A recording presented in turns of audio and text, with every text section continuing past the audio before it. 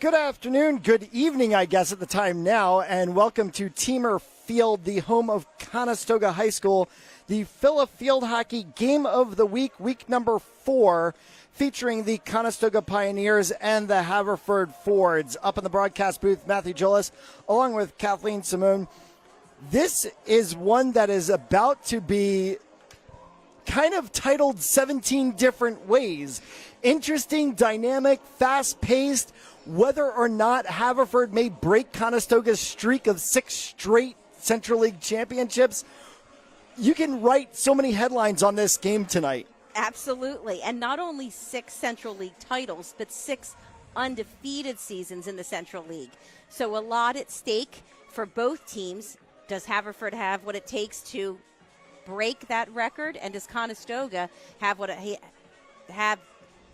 it takes to keep it rolling? A lot will be told this game. For Conestoga, of course, that offense completely powered by Charlotte DeVries, 113 career goals at the end of last season. She has already added to that total this season, and along with her is that midfield switch player, Carly Hind. Absolutely. The two of them together will be a force. Charlotte in particular on the forward as a midfielder, Haverford absolutely has to face guard her, take her out of the game. She is an incredible scoring threat and finished actually ahead of every single player in the Philadelphia area last year in goals and points.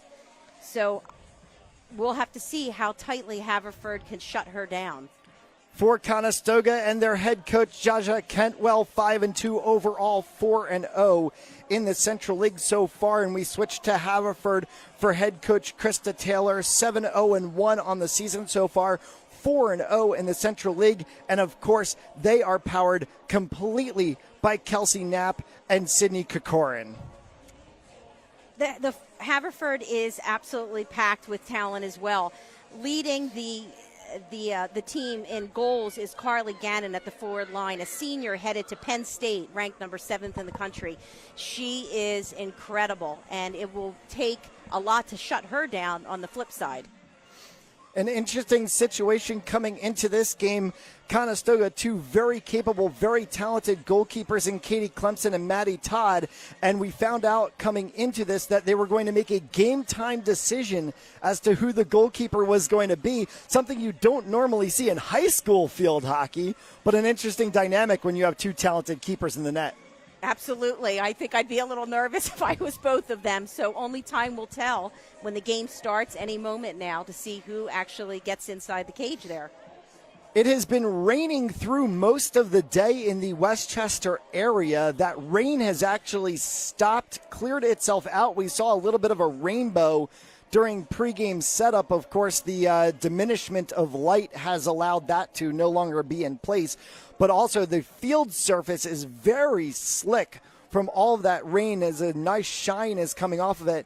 Playing on a sprint turf surface like this is with the synthetic grass, how much of it does that come into a factor of play for these ladies and their footing going through the game?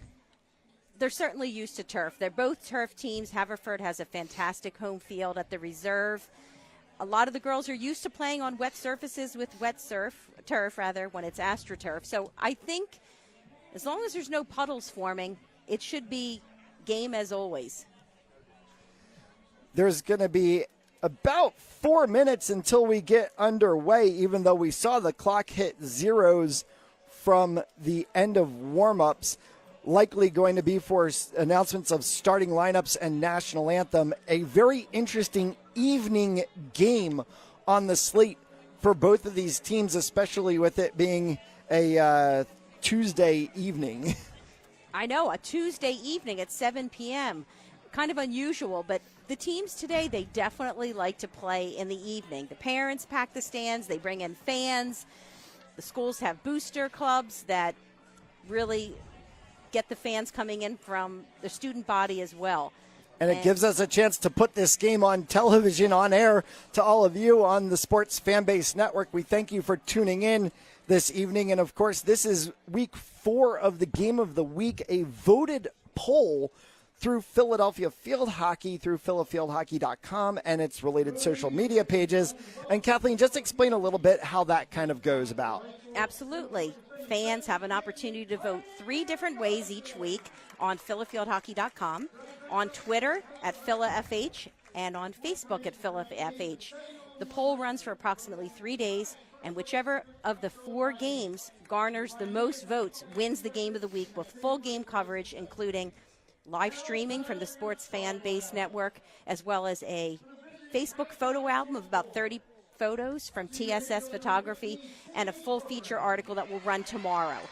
And I know that the voting numbers have been quite interesting over the course of the few 4 weeks that we've done. I actually checked in myself this week to just see the total vote numbers through the different sites, and I was seeing kind of aggregated around about what looked to be like a 2,000 vote number. It was just shy of 2,000 votes, which I think is pretty incredible. These teams really, really rally their fans, parents, friends to get in there and cast their vote. And as I say, it's a good lesson in civics as well, especially today being, I think, National Register to Vote Day. Some of the polls have been decided as less than 20 votes. Well, it is definitely a great lesson, and lessons abound about field hockey come from Conestoga and their head coach, Jaja Kentwell, and a very interesting story surrounding him. Jaja is, first of all, a fantastic player. He is a member of the U.S. men's national team. He is also a volunteer assistant coach for the U.S. women's national indoor team, a prolific player, well-seasoned coach, first year at Conestoga, although he did coach as the head coach at Phoenixville a few years back, but taking such a strong program, Conestoga, shaping it and making its own. It'll be interesting to see the stamp he puts on this team. So it is a very interesting story heading into this game on so many dynamics. And, of course, as soon as we get the finish of the starting lineups and then what will probably be a playing of the national anthem, high school field hockey, 30 minutes on the board, 2 30-minute halves. The rest of the rules, though, are the same as what you see from high school to college to the international level to what a lot of these ladies are very familiar with on their club levels as well, too. And the lists of names of clubs that we saw from WC Eagles to Mystics to name it in this area that players came out of. This is a hockey hotbed. Absolutely. The Philadelphia area actually boasts more players on the U.S. national and junior national teams and indoor national teams than any other region in the country. It is definitely the hotbed, and I'm thrilled to be able to cover it. We're going to pause right now for the national anthem.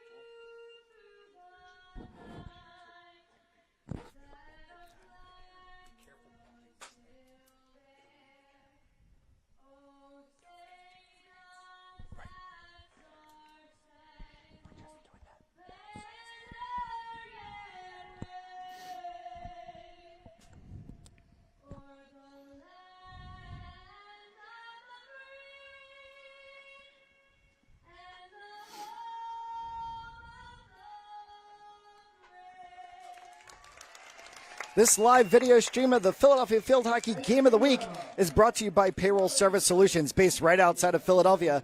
Payroll Service Solutions is a huge supporter of high school sports and the Sports Fan-Based Network. If you are a small to medium-sized business in need of a payroll and benefits company, contact Payroll Service Solutions. Not only will they take care of you, they will continue to support the community. For more information, contact Payroll Service Solutions at 215-624-0922 or 866-PAY-EASY. Payroll Service Solutions, a sponsor of the Sports Fan-Based Network all season long, and has been great to have them as a sponsor as we do this Philadelphia Field Hockey Game of the Week. For Conestoga, it'll be Sarah Rogalski, Chloe Ziegler, Carly Hind, Carson Snyder, Anna Mayock, Charlotte DeVries, Annie Hirschman, Amanda Foster, Maya DiCario, and Carolyn O'Brien, the 10 field players. And it looks like it will be Katie Clemson coming out to take the start in net today, actually wearing the number 8 jersey versus 18 as she's listed on the roster. For Haverford, Kelsey Knapp, Ellie Kent, Leah Drake, Caroline Bornazian, Megan Phillips, Sydney Kerkorian, Carly Gannon, Shannon Quayle, Katie Redding, Amber Moscow, and Meggie DePlato in goal for the Fords. No question there, as they have one goaltender listed on the roster. 30 minutes under the clock, Conestoga in the white, all white with maroon numbers. Haverford in the red, white trim, and white numbers, and it is swept immediately into the backfield. And Conestoga trying to establish anything on the outside line, unable to do so. Picked up and immediately called for the dangerous play fault, and so Haverford tries to sweep in. With the height and distance and Conestoga's numbers, it's going to be a little bit difficult to see things from the far side of the field. So we apologize for either miscalling or not calling a name directly. Haverford now with the ball up around about the 40-yard line of the football field, trying to get a sweep in, and they are unable to do so. Goes outside, but it checks off of a Conestoga stick. So they are going to retain possession, heads inside, down in the circle, and that is Caroline Bornazian with a chance inside the circle that is blocked away by a few Conestoga defenders, goes out the back,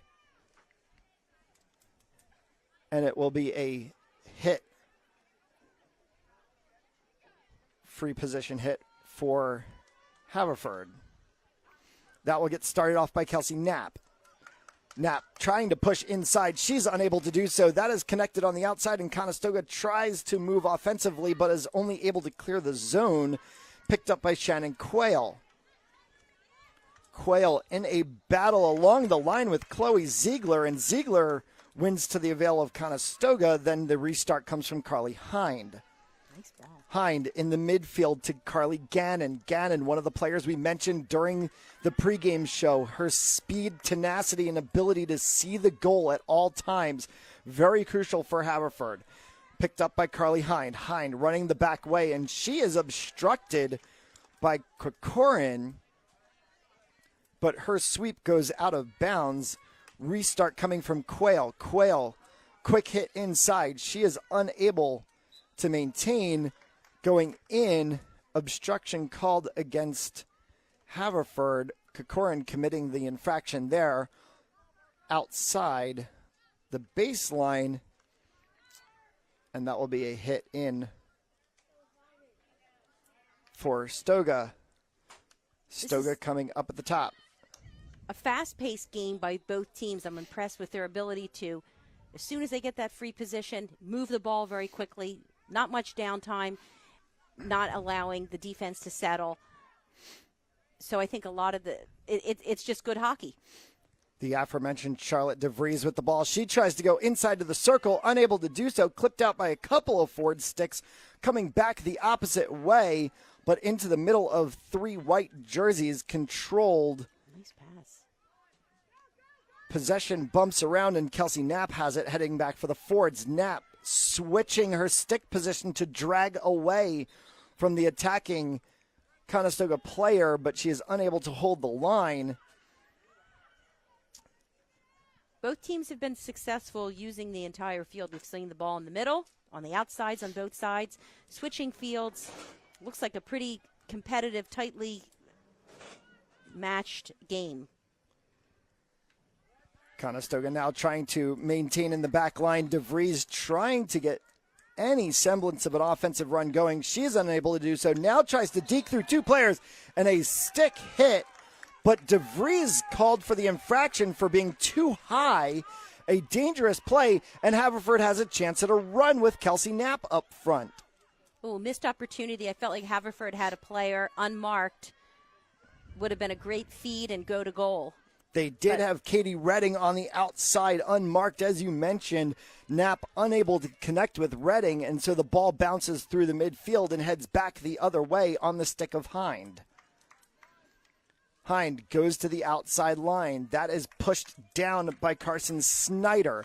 Snyder trying to get that to stay. She does, and is picked up deep.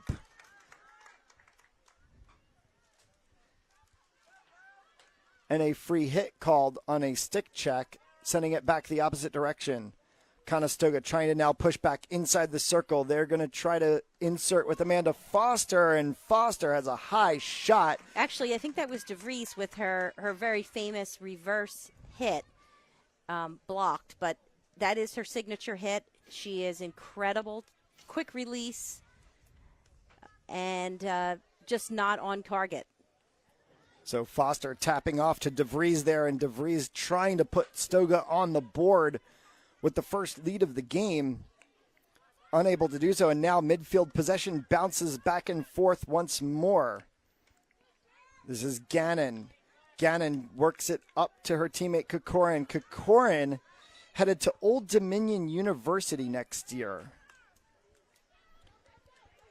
One of three college commits on this Haverford team, who has a run right here, headed in. Looks to be Megan Phillips with a chance in the circle, and she is unable to convert. Very well defended by Conestoga. Strong hit down, bumped away in the backfield. That's Leah Drake. Drake turns it over, and Stoga tries to run down the line.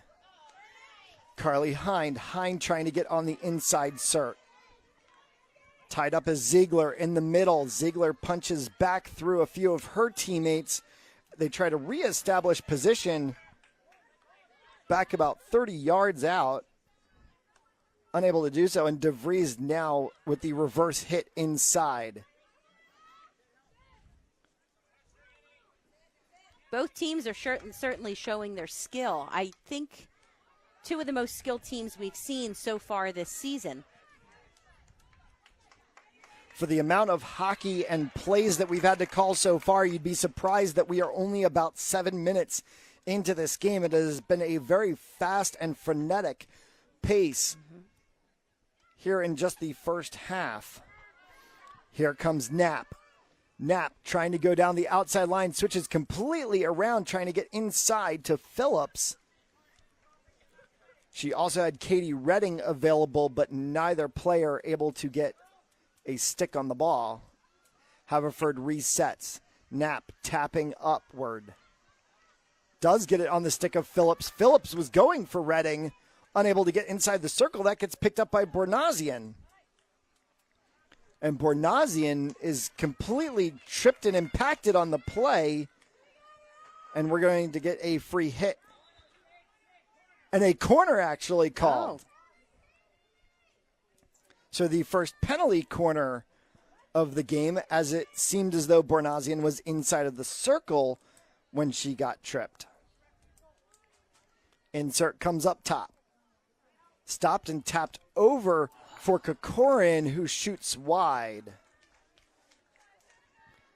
So the very first quality scoring chance for Haverford on the stick of Sydney Kokorin heads wide off of the penalty corner. Both teams really stretching the field, using their space well, creating opportunities for their teammates. It's well-played, systematic hockey. Phillips had the ball at midfield. She taps that one out to Ellie Kent. Kent was unable to move it forward, and the ball bounces back in the way of Conestoga. Stoga trying to work that outside line as they have done through much of the first 6 minutes of this first half. They do actually get inside the circle. It lands on the stick of Shannon Quayle. She is bumped, and a free hit. Opting to go long, completely blocked by Stoga. But an obstruction on Phillips leads her for a free hit. 3 red jerseys around 1 white jersey, and that white jersey is DeVries. She gets it through to Hind. Hind inside the circle, tries to push it, gets on the stick of Drake and pops out. And it will be a free hit. Hind is a Stoga. sophomore committed to University of Maryland, now ranked number 3 in the country. Maryland in the Big Ten, one of those superstar programs. Actually, I take that back. Maryland, I think, is in the ACC now. Yes, I believe so. I'm remembering Maryland being in the Big Ten, but I believe they've actually switched to the ACC now. But still a superstar program. And in field hockey, conferences tend to be a little bit different as well on the college level. And she'll see at Maryland even just still some of those huge programs like Penn State and Ohio State and Iowa. Exciting news for Philly area colleges today. Ursinus broke into the top 20, landing at number 20 in the NCAA National Field Hockey Coaches Association poll. So it's the first time since they've been in the top 20 since last October. And, of course, we have a Division II team in Westchester now ranked number 3, and a Division I team in St. Joseph's now ranked number 14. So one team in each of the divisions for the Philly area college programs. Westchester Golden Rams, just a short drive up the road from where we are located in the Tredyffrin Easttown area, as Conestoga is trying to drive through the red swarm of Haverford jerseys to get anything to the circle, and they are unable to do so this time, and Kokorin heads back.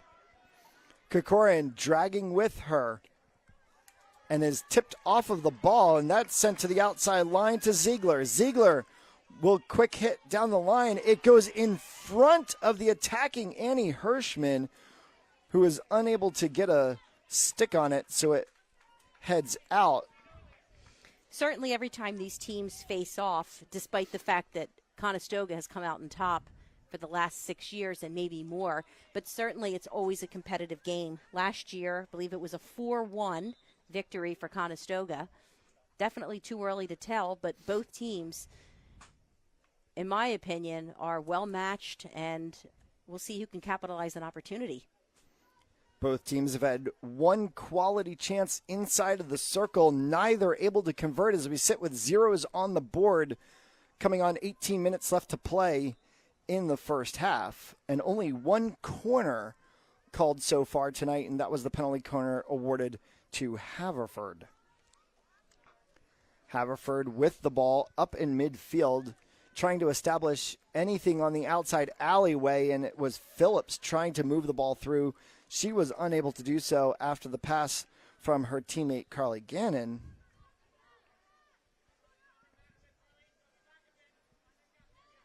Outside insert for the Fords. A lot of stick clacking going on as these two teams are heavily marking each other, almost in many ways playing a man-to-man situation, especially on those outside lines. Conestoga with a chance here on the outside, and that is intercepted, so to speak, from Bornazian, and then immediately turned back over. Quick hit positions coming abound. And a slap hit from Sydney Kokorin finds a Conestoga stick, bounces out of bounds. So the insert will come from Quayle just about midfield. She elects to go up and gets the ball too high. So the insert will go back to the point, but it will be a free hit for Conestoga. Stoga long stroke down through the midfield. It does get picked up. That is Hirschman trying to move it through the midfield. Not to the avail of her teammates, and a sweep into the circle does not work, and it heads back the other way on the stick of multiple Ford's players, finally being controlled on the outside line. Phillips going low, sweeping through. She had no one available. I feel like the ball's been stuck between the 30s for a good stretch right now. Both teams' midfields are particularly strong, making it very difficult to enter the offensive end on either side. Reverse the other way. Ziegler gets it on the stick of Hirschman. Hirschman trying to go inside the circle and gets the penalty corner called. I believe that's the first corner for Conestoga, so now they're tied up 1-1. That is correct. Penalty corner. First corner for Conestoga called on the third-party obstruction. 2 players getting in the way of Ziegler as she was trying to go into the circle. Single position set up top. They elect to go short to DeVries. She shoots and scores. Wow, that was a rocket. I don't think the defense even had a chance to react. The ball was stopped cleanly and an extremely hard hit. Charlotte DeVries on the one-time hit immediately from the insert on the penalty corner has the Conestoga Pioneers on the board. 1-0 just about halfway through this first half. Haverford will try to get back now. It is Caroline Bornazian moving forward. Bornazian obstructed, and then the free hit comes off the stick of Quayle, who fumbles the hit a little bit, and a timeout is called by the Haverford coaching staff with 14:53 left to go in the first half. And I think you've pulled just about every adjective out of the book that we can to describe this first half, but can you come up with another one? Exciting. I mean, really, and I exactly what I anticipated. I also think that the timeout by Haverford was a good decision. They need to slow down the momentum a little bit. The game has definitely not been in one side dominating the other. Haverford needs to maybe get around, maintain their composure, get back out there and strike. So the Haverford coaching staff, under the direction of head coach Krista Taylor, talking things over on the sidelines as they try to figure out how to get back on the board following the absolute laser beam from Charlotte DeVries, which came off of the penalty corner. The only thing I was a little bit surprised about that corner is I think I pretty much knew where that ball was going, and I felt like the fly was a little bit off center of Charlotte, kind of heading more towards center of goal or coming out from the center. Of course, tonight's live video stream of the Philadelphia Field Hockey Game of the Week is brought to you by Payroll Service Solutions. Based right outside of Philadelphia, Payroll Service Solutions is a huge supporter of high school sports and the Sports Fan Base Network. If you are a small to medium-sized business in need of a payroll and benefits company, contact Payroll Service Solutions. Not only will they take care of you, they will continue to support the community. For more information, contact Payroll Service Solutions at 215-624-0922 or 866 Pay Easy, as Conestoga is driving hard inside the circle. 1v1, it tips to the outside and goes off of the foot of Chloe Ziegler, who is unable to redirect. They had an open net as Maggie DePlato had been completely drawn off on that play.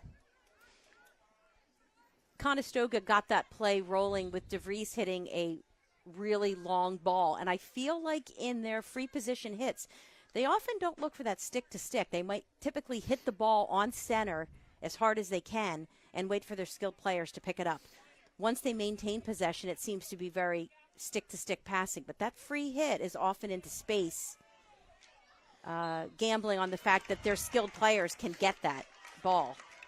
DeVries over top of the ball, pushes it outside to her teammate, Chloe Ziegler, who passed to Carly Hind, and then Hind is immediately checked right across the edge of her stick, and so the penalty stroke, the second of the game for Conestoga, goes to the spot with Carolyn O'Brien, the freshman midfielder, taking the insert.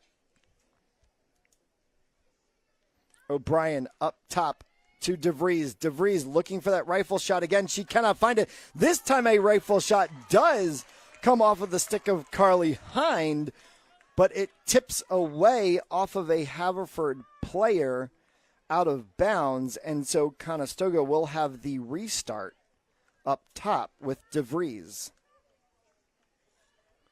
To that outside line, she does find Hind. Hind looks for the outside again, does not get it, and it will go back up top for a free hit one more time.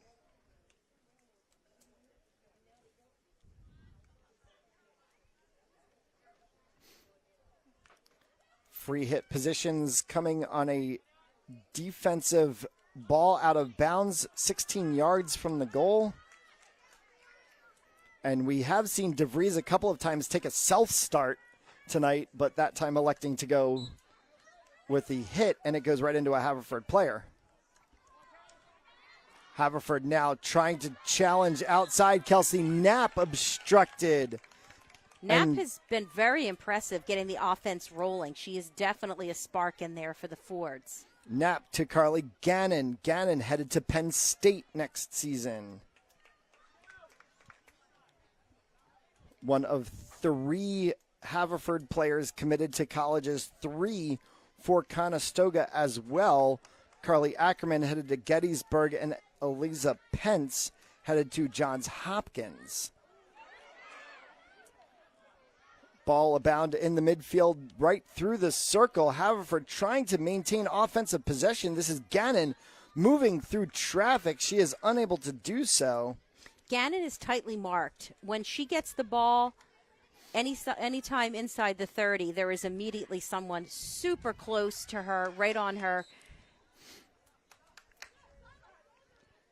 DeVries' attempt for a long hit runs up the top of a Haverford player's stick and bounces around through a few before it settles back. And then Conestoga has another restart and a chance inside here, as they had Carson Snyder actually attacking up front. Snyder going right to the cage now as DeVries draws. She has 3 teammates inside of the circle with Ziegler as well as O'Brien. Carly's Hind has been very successful in generating fouls as she gets closer to the circle, giving the team free position opportunities. DeVries ranked as one of the top high school field hockey players in the country. And a 16-yard hit. This is going to go the way of Haverford.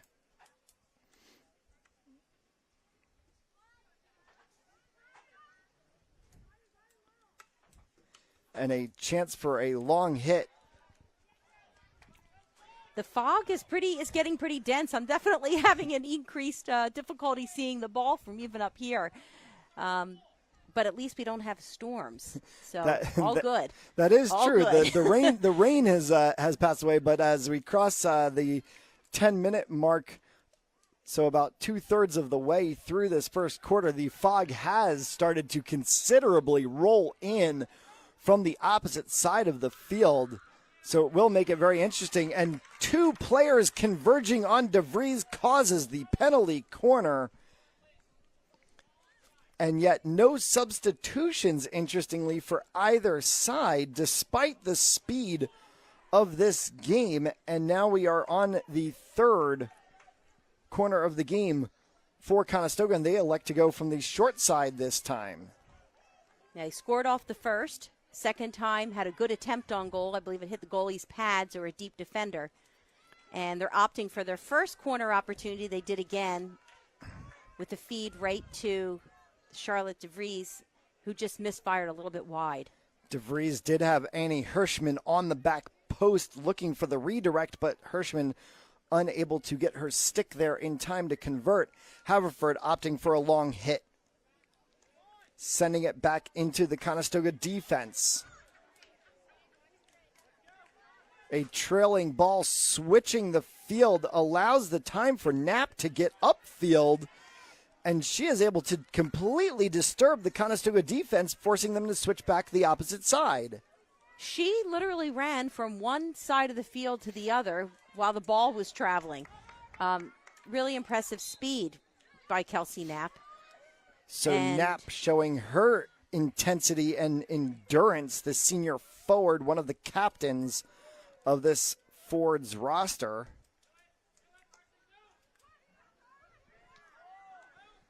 Swept into the backfield. Now pushing forward for midfield on the stick of Kent. Movement down the outside line for Haverford as they are trying to find any place to gain the circle. It is on the stick. Looked to be on the stick of Kelsey Knapp, and then Knapp, obstructed by two different Stoga defenders, causes the second penalty corner of the game for Haverford. We'll see what they can do with this one. The last corner they had sent a shot flying over the crossbar. Just one player up top.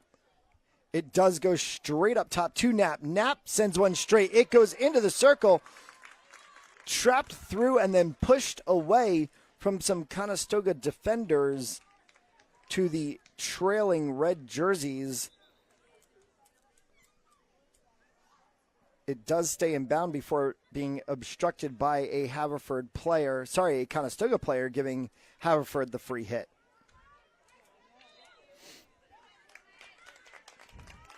And Haverford's offense seems to be pushing and pressuring the Conestoga defense, forcing them to obstruct and getting those free hits in position as they now have one inside the circle, though it goes right on the stick of the defensive play from Maya DiCario. And DiCario sends it right out of the zone, forcing Haverford to reset.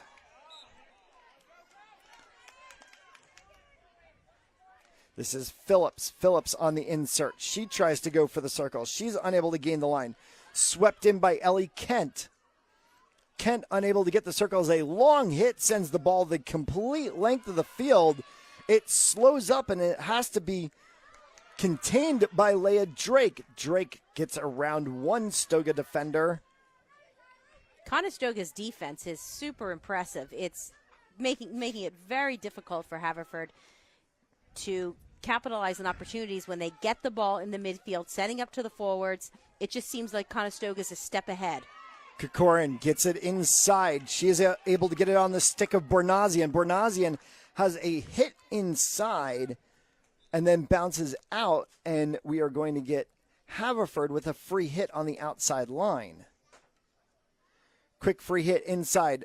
Swept through and then lands right on a Stoga stick, but it is intercepted by Kelsey Knapp. Knapp goes inside the circle. Sticks clacking, but no calls. And Gannon finally gets whistled for the call, and a hit by DeVries goes way up into the hands of Sydney Kokorin, and she gets the free hit restart. Kokorin sweeping, trying to get inside the circle. Conestoga almost playing with 5 or 6 backs and just one person up front, which is Annie Hirschman, the junior forward. Very interesting formation, almost a 3-3-1-2-1 for Conestoga right now.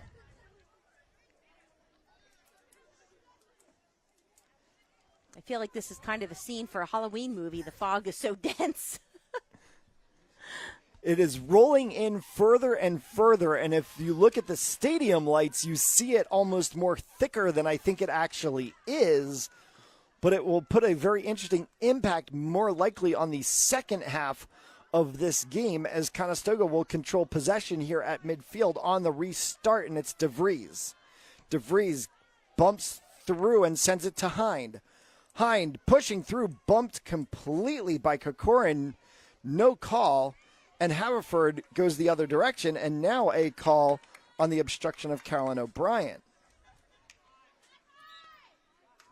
DeVries and Kokorin have seemed to have their own little battle going on between each other in the middle of the field tonight.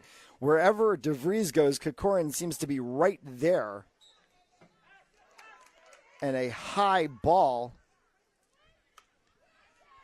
Just the second time in 2 minutes that Conestoga has been called for that on those free hits. They tend to be trying to go long and getting them up high into the hands of the Haverford players.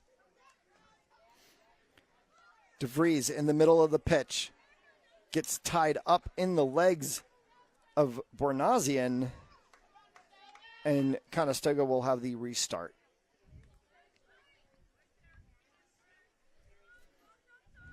DeVries self-starts, goes through two Haverford players, punches it right through the back line, and sends it over to Haverford on the 16-yard free hit.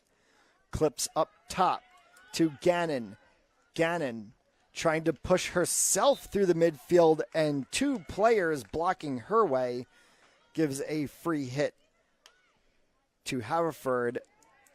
Phillips on the restart has nowhere to go. That's picked up by Hind. Hind straight down the line to Ziegler. Ziegler taps across on the stick of Hirschman. Hirschman trying to go right for the circle and immediately just intercepted by Leah Drake, much to the delight of the Haverford faithful to the right of our broadcast position. I feel like Haverford might be feeling a little bit pressure to try to put that ball in the goal with about 1:40 remaining in this half. A long run down the outside line between two players, 1v1, was initially picked up by Knapp.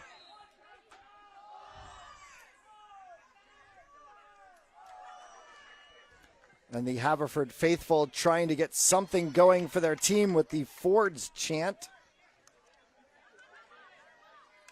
as Conestoga punches one down the line off of the stick of Hind, unable to connect with her teammates, sends it back the way of the Fords. Their restart is intercepted by Ziegler. Ziegler gets it on the stick of Hirschman. Hirschman back to Hind.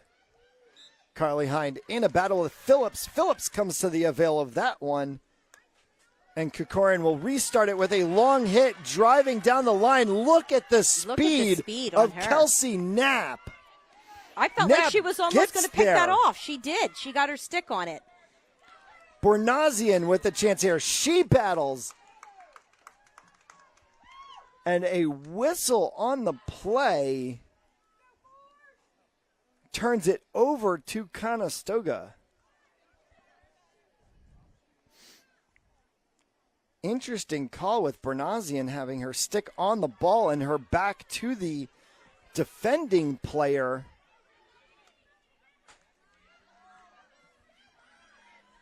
Shots on goal here in the first half. If you are talking about directly on the net, it would be one for Conestoga, which would be the one that actually connected for DeVries. They did have a few wide. Haverford with 2 or 3 shots wide as we come to the end of the first half. Conestoga leading 1-0 over the Haverford Fords. We'll be right back on the Sports Fanbase Network.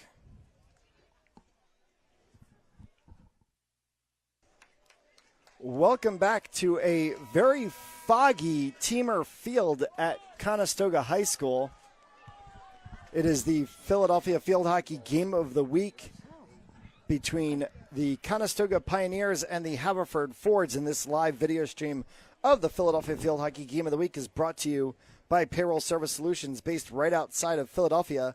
Payroll Service Solutions is a huge supporter of high school sports and the Sports Fan Base Network. Kelsey Knapp over top of the ball. Matthew Jolis and Kathleen Simone up in the broadcast booth with you as Haverford gets started on this second 30-minute stanza. Conestoga did get one on the board on a laser beam shot from Charlotte DeVries, but an absolutely dynamic first half defensively from both sides. Absolutely. I think we agreed that we haven't seen the official book, but I believe there was one shot on goal. Really strong defense from both teams. Impressive play from both teams. A few shots that went over top of crossbars and wide of the post, but only one that connected with a goaltender or the goal itself, which was the aforementioned shot from DeVries, as Haverford in the red jerseys, white trim and white numbers, heads left to right. Conestoga in the all white with maroon numbers, heading right to left. And the other interesting point of the first half was 0 substitutions from either side. The corners for the first half, Conestoga out-cornered Haverford 3-2, and I kind of feel like that was indicative of the game so far. I feel like possession time has been somewhat equally matched, with Conestoga maintaining a little bit more possession, particularly the second half of the first half. Whistles abound on the outside of the field. Haverford did have a free start. Looks like they may have taken it just a little too quickly and too free. So it will go back to midfield. And that will be started again by Shannon Quayle. Quayle elects this time to head backwards to Drake. Drake tries to draw through, obstructed by two players, and then gets the restart, and Haverford pushes through, tapping across a couple of sticks. It has switched field. And the first substitution of the game came at halftime. Mary-Kate Ardizzi is into the game for the Haverford Fords, wearing the number 16 jersey, the sophomore forward, earning the penalty corner for Haverford. Bornazian will go to the spot, takes that, goes up top, pushed over by Knapp. Knapp had the push to her teammate Corcoran, and Corcoran, unable to convert inside of the circle, sends it out. We talked earlier about both of these teams being unbeaten in the Central League with 4-0 records. Overall in the season, Conestoga has suffered 2 losses, one to Downingtown West, who they lost to in the district final game last year, and last week to Notre Dame, just down the street from them, a member of the Interact League, in a highly competitive game. Notre Dame, not a slouch of a program by any means, one of the best in the private schools conference here in the state of Pennsylvania, and probably one of the best in the state of Pennsylvania as well. That academy program, as you mentioned, just down the road. Absolutely. The Academy of Notre Dame, as well as Villa Maria. Actually, Villa Maria is a member of the PIAA. Those two teams are extremely strong, both undefeated, and will face off next week, actually the week following. I am personally looking forward to that game. Conestoga trying to get a run here early on down the field to Annie Hirschman. Hirschman tries to go inside the circle. She is tipped out, and it sends back up. A hit by Carly Hind does get inside the circle. A reverse sweep coming from Chloe Ziegler earns the penalty corner, the 4th of the match for the Pioneers. Ball movement by Conestoga. They are keeping their defense moving. I took my eye off of the ball and just watched the red defense, and it was just constant moving, trying to keep up with the ball. Maya DiCario, the freshman, back with the insert here. 3 players up top. Of course, you can look for DeVries on this one. It does go to her stick. Laser beam shot goes right into the pads of Maggie DePlato. back out onto the stick of DeVries. She tries to reinsert to the circle. Bounced around inside the mixer. DePlato gets her pads on another one. And Haverford committing probably about 2 or 3 different infractions that could have called, but one of them is all necessary to make the Pioneers' 5th corner of the match. And deja vu, DiCario goes back up top. DeVries, rifle shot. DePlato boxes everyone out and just bats it straight down. Nice goalkeeping. DePlato definitely moving out, being aggressive, cutting down the angles for Conestoga, making it more and more difficult for them to score. Unlike in ice hockey, goaltenders do not have catcher pads. They just have blockers, so she has to slap it down and do so in control so that a defensive player can be able to sweep it out of harm's way. Haverford able to do so. Conestoga tries to go on the restart here. Outside line looks to be Carly Hind. It is Carly Hind controlling in a battle against Corcoran. And speaking of controlling, I feel like Conestoga this second half, although early in, is controlling the game. Haverford's looking a little bit more reactive. Conestoga looking a little bit more aggressive and dominating. Conestoga this time whistled for starting too quickly, but once they do get the restart, Hind drives right inside of the circle, hit by a wall of red defenders from Haverford and causes the penalty corner, sending DiCario back to her spot. So that's the 3rd penalty corner for Conestoga with less than 7 minutes. Another rifle shot from DeVries bounces wide of goal. It does tip off of a Haverford defensive stick, therefore giving a free hit start to DeVries. She opts for the self-start and then tries to bounce around 2 Haverford defenders, actually knocking one player over. And a stick tap sends DeVries pushing herself around.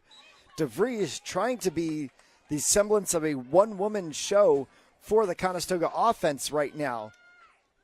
DeVries going up in the circle. She is challenging 5 Haverford jerseys and a obstruction called on DeVries.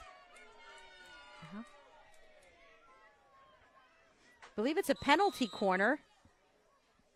Timeout called by Conestoga. Interesting time for a timeout. Curious to see what Coach Kentwell is considering to change here, knowing that Conestoga has come out in full force this second half. The whistle sounded and DeVries looked dejected at the moment, which is why we thought the call may have been against her, as she was challenging through about 5 Haverford players, but it seems as though it was more the groaning and consternation of the Haverford fan base to our right that didn't seem to like the call. We talked a few moments ago about Conestoga, their 2 losses this season. Overall, Haverford has not lost this season. They've had 1 tie game against Marion Mercy, which is definitely a rivalry, a non-conference rivalry for both teams, Marion Mercy and the Catholic Academies League, and always a contender in that league. So 7-0-1 for Haverford overall, and Conestoga with 5-2 overall. And for the Haverford forwards, DePlato putting up a few clean sheets so far this season. 4 on the season, the most recent one coming a few weeks ago at Pencrest, a 7-0 shutout over the Pencrest Lions. That is a Central League matchup, part of the 4 Central League wins that Haverford has so far on the season, though they do have tough plowing to go, as they have Harriton coming up later on in the week, and then they get to Strathaven, Springfield, and Avon Grove following that. So some tough sledding coming up in the Central League for the Fords. Last week, Haverford beat previously undefeated Plymouth Whitemarsh in a non-conference league. Those two teams face off every year, and it's always highly competitive, and it seems as though Haverford comes out on top. Two inside shots blocked away by DePlato and pushed completely out of the zone, and Conestoga will have to try to restart. Going to the outside, it is on the stick of Hirschman. Hirschman up inside to Ziegler. Ziegler tries to dance around a few Haverford defenders, and a stick obstruction sends it up top for a free hit.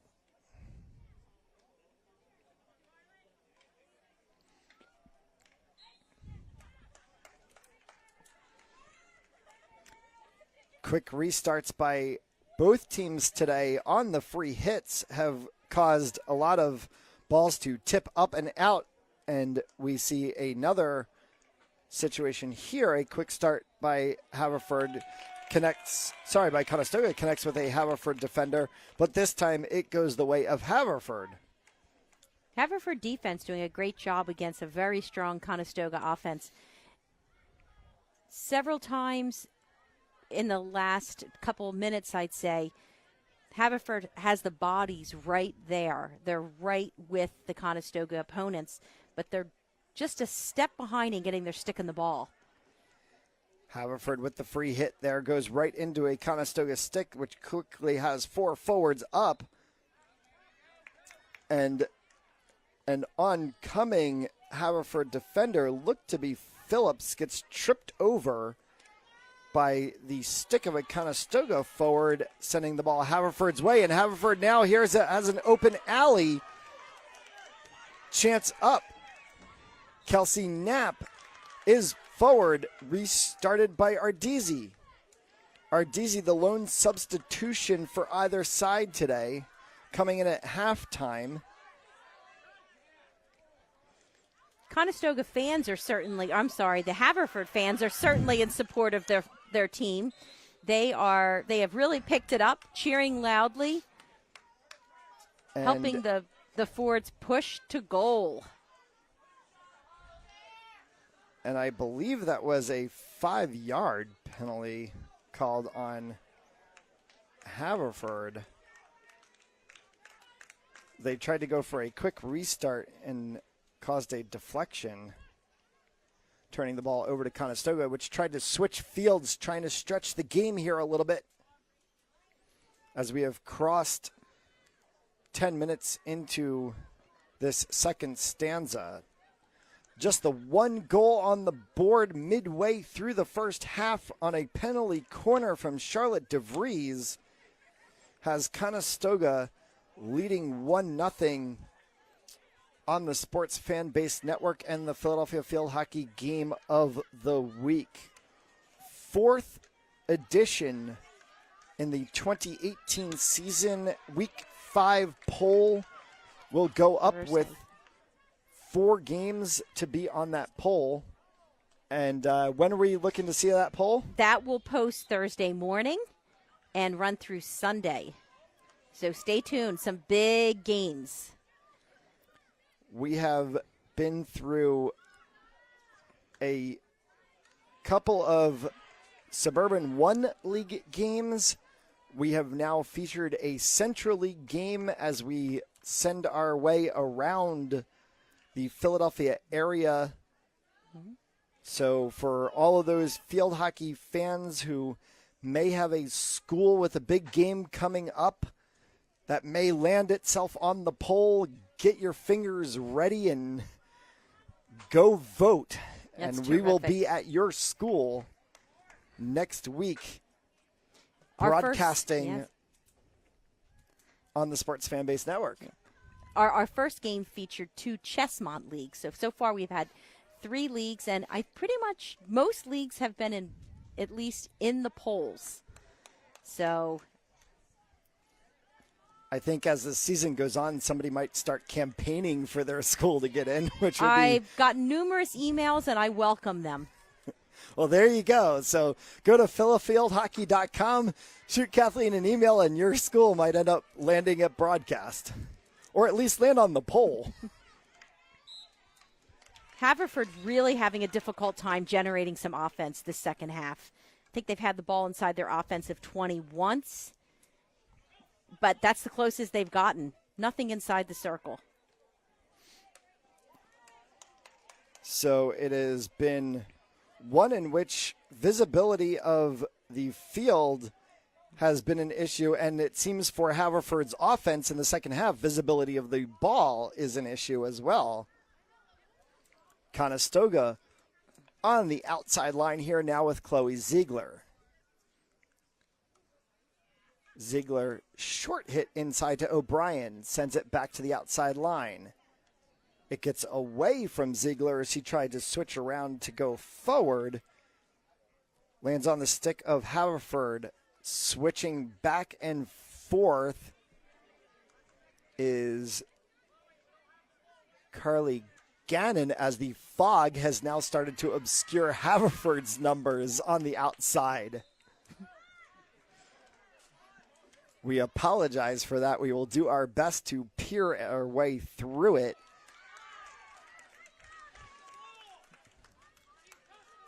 And now here comes Haverford with a chance at a penalty corner, much to the dismay of Conestoga head coach Jaja Kentwell, who from our broadcast position could be audibly heard yelling she touched the ball. Haverford, quick shot out, goes inside, blocked away by Clemson and kicked away.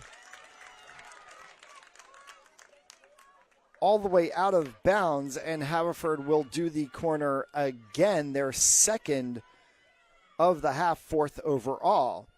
Restart goes up top to Knapp. Knapp bounces over, shot inside, deflected by a defender from Stoga that came off of the stick of Ellie Kent. And Kent now tries to go down the side, looking for the insert to the circle. It does, bounces through, goes off of the pads of Katie Clemson. Clemson kicks it out, and it finally goes all the way out of bounds, all the way down. DePlato has to come very far out to make a kick, as attacking hard was Hirschman. Well done by the keeper. She definitely came out and saved that play. Haverford just seems a step behind again, even on that corner. As the Phila Field Hockey founder and editor, I have no particular team that I want to win. I root for all teams. And I have to say, I was rooting for Haverford to tie it up on that one. I claim slight bias being a Central League school graduate. I want to see both of these teams win. Let's have a tie tonight. Absolutely. I actually have no favorites. I think Haverford all the teams with are an outstanding. open opportunity inside here. Leah Klein. Sorry, Erin Klein, that is.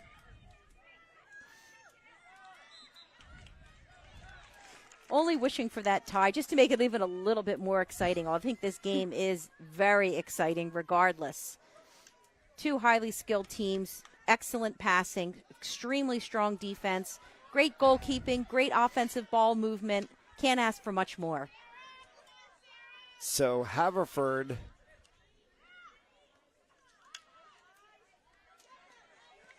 trying to get back into the circle, and Kelsey Knapp unable to get inside, but causes the obstruction, turning the ball back to Conestoga. DeVries will get the restart, and we will see her self-start as usual.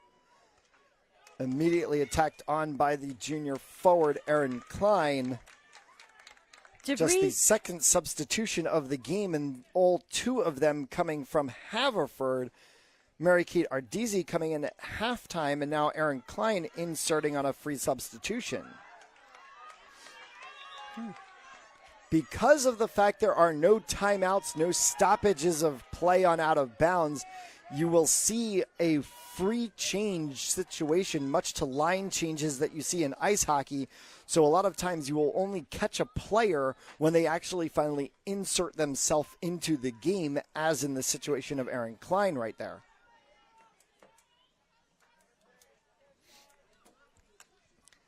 Conestoga trying to go long hit and open things up. They are unable to do so as Haverford is playing 5-6 back right now, trying to contain themselves with 12 and change remaining to go in the second half of this game. Beautiful defense really cut off that opportunity for Haverford. Haverford showing definitely some go-get-em right now. The ball has been down on their end numerous times. Just hoping to make it happen. They get a restart here as it comes off of the stick of Phillips, headed out to Corcoran. Corcoran tries to go for the insert to the circle, and a hit by DeVries goes right up the body side of Kelsey Knapp. Dangerous play called as DeVries had her stick up, and now on the restart, Corcoran gets obstructed completely on the restart. 5 yards supposed to be given, and it sends a penalty corner for Haverford, their third of the second half, 5th overall on the game, and a big chance for the Fords. Goes up top. Shot inside, deflected off of DeVries' stick. It is called, and the hit will come the way of the Fords up top. Ball out of the back line, 16 yards from the goal will be the restart, and a sweep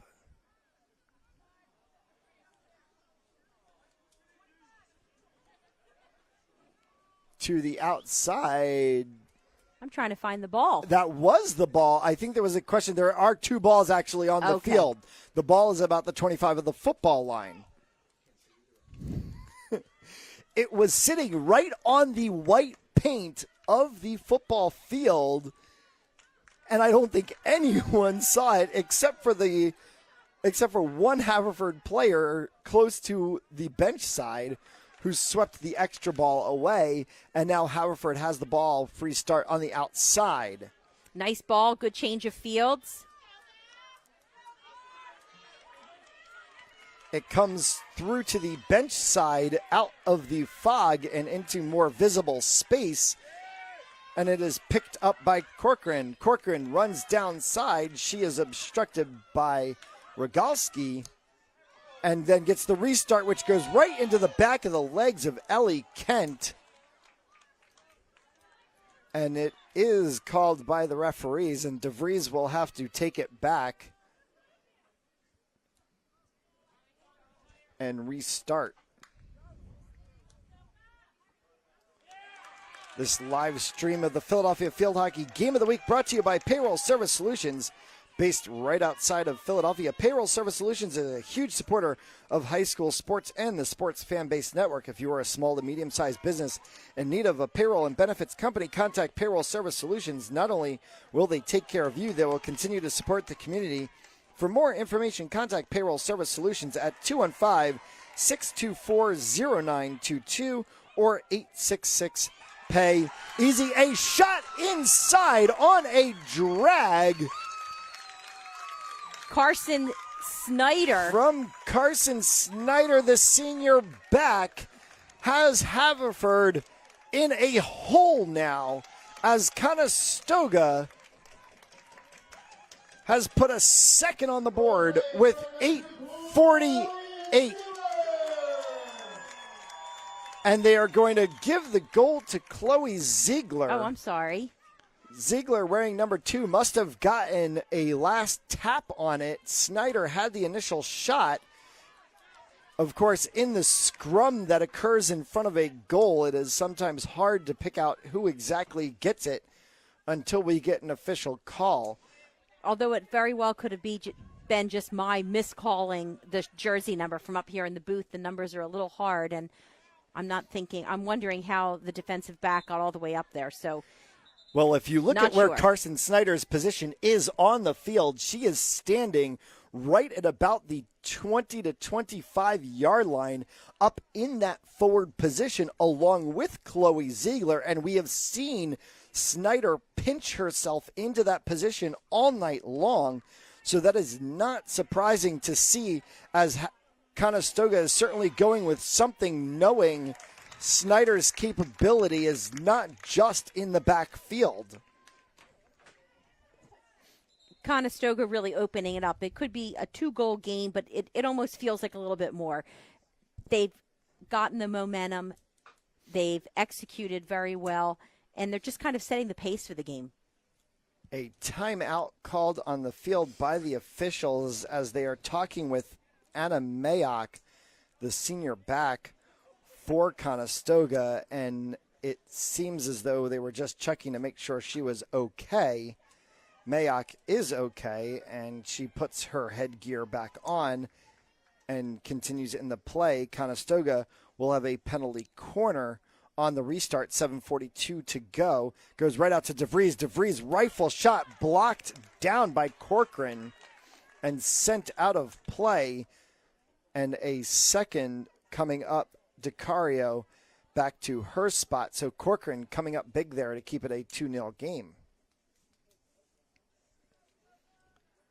DiCario on the hit, goes up top to DeVries. DeVries immediately attacked upon by Gannon, and Carly Gannon forces DeVries to shoot nowhere, but it does tip off of a Haverford stick going out of play, and it looks like we're going to get a free hit, or aptly to be named a DeVries restart. She has self-started every free hit for Conestoga throughout the course of this game tonight. I believe she has. I was actually wondering if maybe I was just thinking that, but it seems like she's everywhere in the field, and she's extremely effective at either self-starting or direct hits. Definitely places the ball beautifully and with great velocity. So far, she stands in holding the quote-unquote game-winning goal, as hers was the first goal of the game midway through the first half on a laser beam shot from a penalty corner, and then Chloe Ziegler adding to it with about 8 minutes to go here in the second half. Both of Conestoga's goals coming off of penalty corner starts. Well, that's great execution. That's what you want. And certainly at a college level, corners are everything. Maybe not so much in the high school level, but Conestoga has done a terrific job converting one corner in each of the halves so far. There is a phrase that has been bounded about the NCAA level: every corner is a goal. And for Conestoga, so far, every corner has been a goal tonight. 2-0 on the board for them. Just a shade over 5 minutes left to go in this second stanza. If the score were to hold up for Haverford, you lose 4-1 last season. You're trailing 2-0 here. Do you take that as a bit of a moral victory that you've maybe stepped another inch closer to Conestoga? If I had to answer that, I would say no. I would say this team doesn't want to lose regardless of the margin. They've had a very successful start so far with no losses. Conestoga is an excellent team, and Haverford as well. And I think 2-0 won't sit well with them. I think the only thing that will sit well for the Fords is winning. And I also feel like in the game of hockey with 4 and some change left, anything can happen. There have been more interesting things to develop in just about every sport. We'll see what happens here in the last 4:20 of the second stanza as a ball tips out and lands on the stick of Leah Drake. Drake pushing across the side. She cannot get the continuance after connecting with Shannon Quayle. Goes up inside, gets around behind DePlato. Again, DePlato coming out, really cutting down that angle. Excellent defensive move on the goalkeeper's part. Chloe Ziegler looking for her second of the game. She is unable to do so. Restart goes on a shot from Hirschman. DePlato hits that one out. Haverford seems to be sitting back and watching the show a little bit. Their defenders on that last play really were standing watching. Perhaps impressed with Conestoga's extremely adept attack, but their defense, Conestoga, has really almost been the story today. They have really, especially in the first half, faced a lot of opposition and just come up strong, shutting down this team. Haverford restart going to the middle. That is on the stick of Phillips. She's obstructed, and they will restart one more time. Sending back, trying to switch the field. And a bump against Corcoran sends her. She goes inside to the circle. Shot right inside, goes up and off a couple of Conestoga sticks before popping out to the outside line and then swept completely downfield. Drake will have to restart. Corcoran, a real force tonight for Haverford in the midfield. A mishit by Leah Drake sends the ball Conestoga's way on the stick of DeVries. DeVries punches one straight through, of course, well outside of the scoring circle. So DePlato will let it go, and then a restart free hit for Haverford. Haverford, 2 minutes left to go, and a chance for them. A long hit evades everybody on the field, completely out of the back line.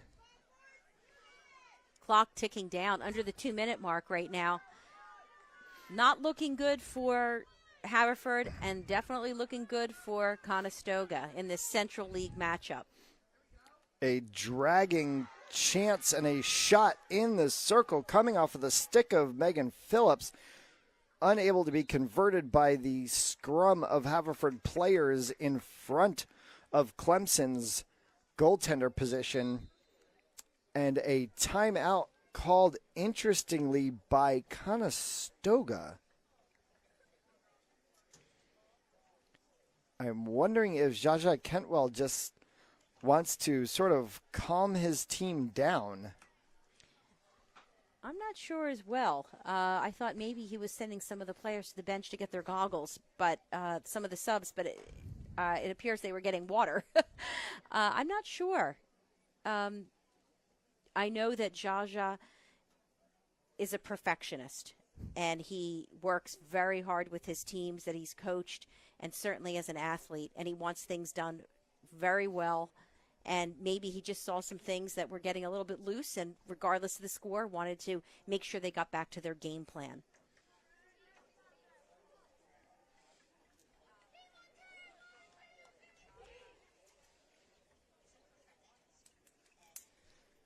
So 2 goals on the board, 15-22 in the first half. A rifle shot from Charlotte DeVries put Stoga on the board 1-0, and then they capitalize on that. 8:48, a fast break shot bounces around, and it was Carson Snyder and Chloe Ziegler playing tic-tac-toe before it finally gets dumped into the net off of the stick of Chloe Ziegler, putting Conestoga 2-0 with 1:29 left to go on this Phila Field Hockey Game of the Week, presented by Payroll Service Solutions and brought to you live on the Sports Fanbase Network. Out of the timeout, Haverford with the ball, restarting opposite sideline, trying to get anything to go inside. They are unable to do so, goes out of the back. Not touched by anyone, and Conestoga will have the restart. Long hit all the way down the field, just turning it back over, and you almost wonder if Conestoga did that simply to just kill time.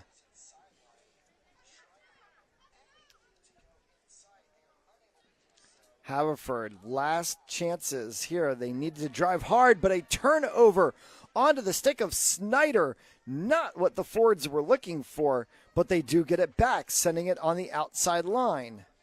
Beautiful pickup by the defense. It's hard to transition when you have 4 white jerseys in front of you. A few substitutions out of the timeout for Conestoga. Michaela Beck is now in the game in a midfield forward position. That is the junior in the number 17 jersey.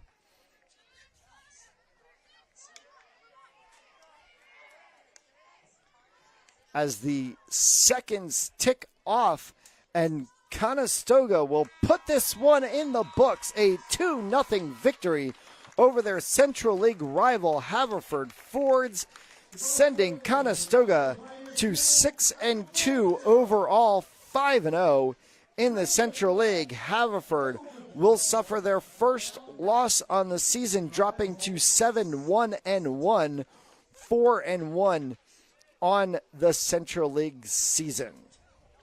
An incredible game, and definitely not the outcome that Haverford wanted, to upset Conestoga and give them their first loss in 6 years in the Central League, but definitely an impressive showing.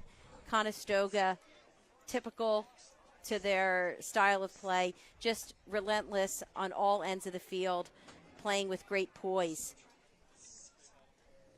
Stay with us on the Sports Fanbase Network. We're going to take a quick break, and then we will be right back with the Payroll Services Solutions post-game show featuring Conestoga head coach Jaja Kentwell and the captains and stars of tonight's game, most specifically Charlotte DeVries and Chloe Ziegler. We'll be right back. We go there. Back live on the Sports Fanbase Network, the Payroll Services Solutions postgame show on the Phila Field Hockey Game of the Week. Week number 4 featuring the Conestoga Pioneers and the Haverford Fords. Conestoga coming away with the 2-0 victory. Anna Mayak, a great game for you guys today and a strong play out of the backfield. What were you trying to do in the defensive positioning today? Just get it out. Yeah, that's the only thing I ever think about. Just get it out, get it up to my teammates up ahead. Don't let them score. Late in the second half, you got stopped by the referees. It looked like an interesting situation. We didn't really see you injured. What did they actually call you for? She called me up and she said, if your team says one more word to us, a yellow card. So I turned around and I was like, shut up, everybody, because we can't afford that right now. Wow, that's an interesting situation. Yep. But you come away with the victory and now another notch into the belt, and you're still undefeated in the Central League season. Yep, hoping to keep it going for sixth year, something around there. You've had 6 straight Central League championships. This would be 7 if you put it on then the board. Yeah, 7 straight wins. But congratulations really on the win today, and good luck to you on the rest of the season. Thank you. We're going to bring in Ziegler here, who scored the second goal in the game today, putting the team kind of in the screws for this game. So we'll pass that off to your teammate there. Now joined by Chloe Ziegler, a goal that kind of bounced around a few people in the mix there and finally ended up on your stick. Yeah, I just really just wanted to get it in. That was the only thing I was thinking about at that time, so I just tried to keep it within my range so I could have that ending shot at the end. Penalty corners seem to be of a benefit for you today, and it turned out very well on that first one, a laser shot from your teammate, and then you get one on the second to kind of put the icing on the cake for the game. Yeah, just to help us seal the win, just to make sure that we a lot of time today it seemed to be the ball possession dominated in the midfield, kind of around in the 30s and 40s. How stressful is that for forward position players that are always trying to look for that outside line, and you seem to just run over everything? Yeah, it's really hard making sure that you're timing your cuts right. So having the players in the midfield, making sure that you're there for them to send it to you in case they keep the possession, or making sure you're cutting back if they lose it. So it's just a lot of waiting to see what happens in the midfield, and just making sure you're on your toes and aware of what's going on. All right, sounds great. Thank you very much, you. and congratulations on the win. And we're going to bring in the rifle shot player of the game today. A one-hit corner and a laser from DeVries put you guys right up on the board, 1-0. What were you thinking as you saw that ball coming out to you? I mean, I just tried to keep my head over the ball and not think too much and just try to get it off, even if they're coming at me. So, yeah.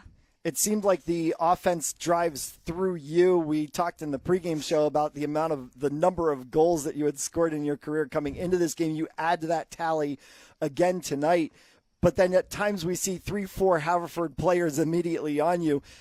As a forward, how difficult is that, and how stressful is that when you all of a sudden see the entire defense converging on you? I mean, it's pretty difficult, but what I try to do is like use them to create space. So maybe pull them all out so that my teammates can have space for themselves to dribble and like find other players.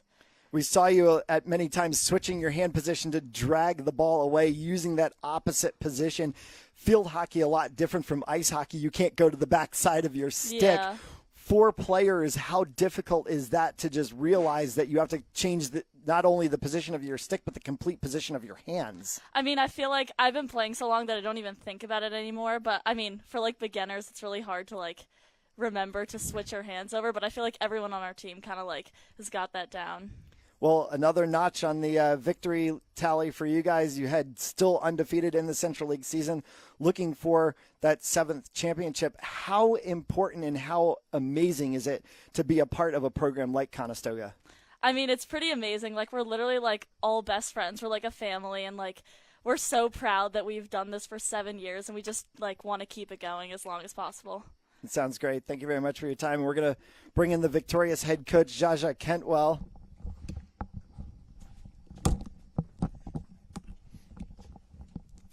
And Jaja, we talked in the pregame show about how interesting a story you have. You come to Conestoga, which has an interesting story of its own, and you just kind of continue everything that's been done in this program, but bring your own flair into it.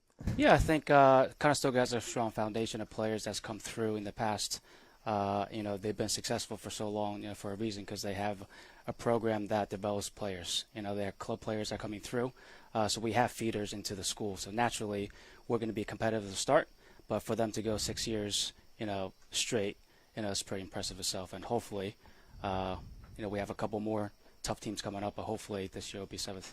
Yeah, being in this Chester County area with WC Eagles, Mystics, so many teams that you just see players kind of from birth picking up field hockey sticks and running right into the program. How many times do you run into teams where you almost don't even have to do preparation because you've seen these players so many years? Yeah, that's definitely the case. I think, like you said, there's so many clubs around our area. I mean, I think within an hour of here, I think there's probably 7 or 8 clubs.